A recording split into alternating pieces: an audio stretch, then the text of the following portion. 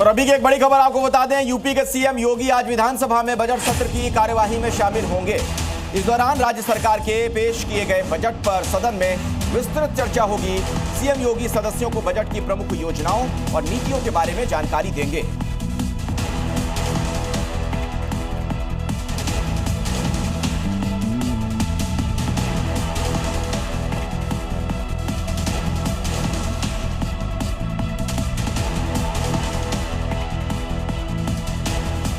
और बड़ी खबर आपको बता दें, आज पीएम मोदी भारत मंडपम में वर्ल्ड लीडर्स का स्वागत करेंगे। तो सुबह 9:40 का वक्त जब ये शुरू होने वाला है, इंडिया AI इंपैक्ट समिट के उद्घाटन समारोह में प्रधानमंत्री मोदी हिस्सा लेंगे। करीब 10:25 पर समारोह को संबोधित करेंगे। वहीं रात करीब 9:15 बजे सभी नेताओं के साथ फोटो सेशन भी होना है। प्रधानमंत्री मोदी के साथ साथ फ्रांस के राष्ट्रपति, संयुक्त राष्ट्र के महासचिव और विश्व भर के शीर्ष उद्योगपति भी उद्घाटन समारोह को संबोधित करेंगे।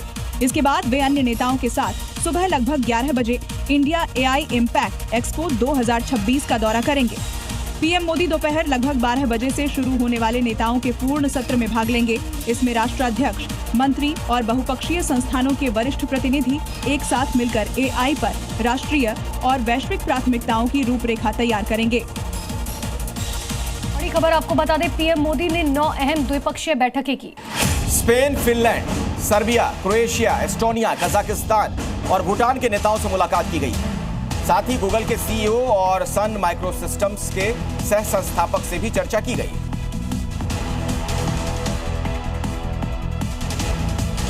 दिल्ली में आयोजित AI इंपैक्ट समिट का तीसरा दिन बेहद धमाकेदार रहा। कई बड़ी हस्तियां इसमें शामिल हुई। टेक दिग्गज सुंदर पिचाई हो या फिर फ्रांस और स्पेन जैसे देशों के राष्ट्रपति भारत के इस आयोजन में न सिर्फ बढ़ चढ़कर शामिल हुए, बल्कि कई वेंचर्स की शुरुआत भी की गई। AI सेक्टर में जिस तरह भारत आगे बढ़ रहा है, इन देशों की मौजूदगी भरोसा बढ़ा रही है। समिट में शामिल होने पहुंचे कई देशों के प्रमुखों ने पीएम मोदी से मुलाकात की, जिसमें भूटान के पीएम शेरिंग तोग्बे से लेकर स्पेनिश राष्ट्रपति पेड्रो सांचेज तक शामिल रहे।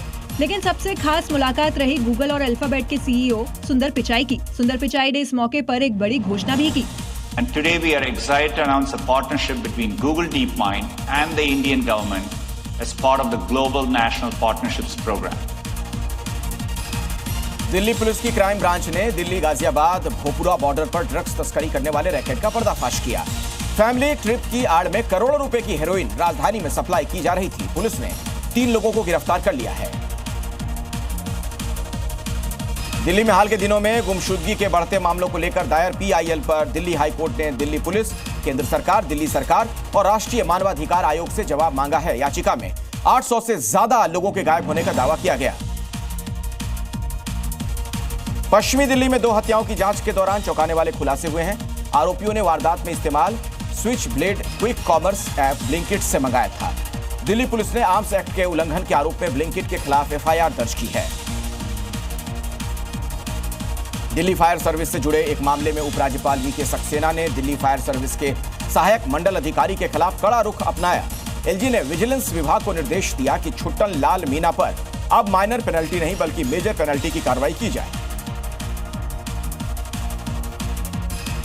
दिल्ली में सड़क के किनारे और कूड़ेदानों में गंदगी खाने को मजबूर गायों की तस्वीर बहुत परेशान करने वाली है, जो प्रशासन की बड़ी लापरवाही को उजागर करती हैं। सैनिक फार्म रोड जैसी जगहों पर गायों का झुंड कूड़ा खा रहा है।